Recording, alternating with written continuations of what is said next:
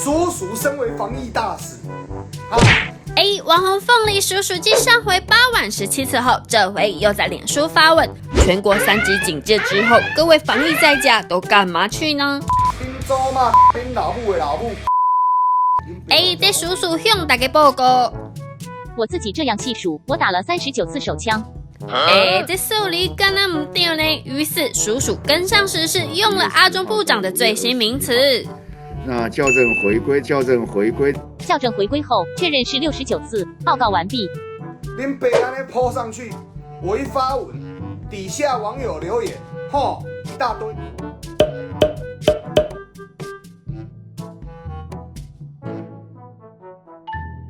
你是玩鸟还抓鸟？讲清楚呢。亲一下，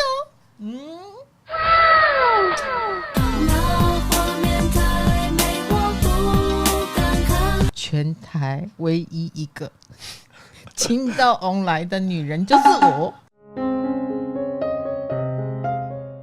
那这也是你第一次上广播节目，对不对？对，因为我真的不知道这是什么东西，我还一直在问我弟这到底是什么。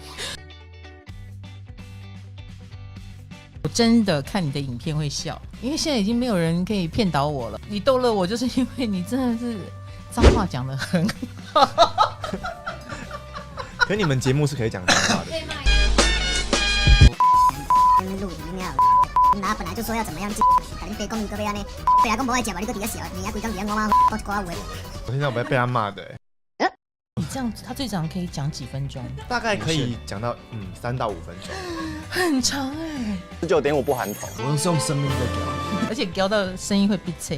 那翁来，你愿意接我这个 podcast 通告，是你觉得我会问你什么？我不知道你会问我什么。我不需要任何反纲，我不需要任何东西，但是我认为只要人是对的，做什么事情都是对的。他圈我粉了，他圈我粉了。我给你金姐好不好？金姐哦，我要亲她的脸颊哦。等一下哦，脸颊就好，脸颊就好。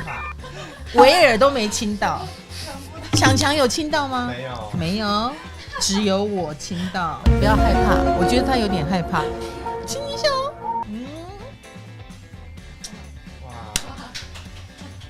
好了，全台唯一一个亲到翁来的女人就是我。差不多这一发发六。那你心目中的好太太定义是什么？比如说会做饭吗？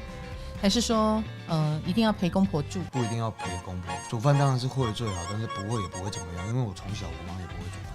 你可以接受我妈煮了一手外食。烂菜，超烂。对，我妈有几样拿手的。炸花枝丸，对，炸花枝丸、水饺，然后跟荷包蛋啊，还有泡面。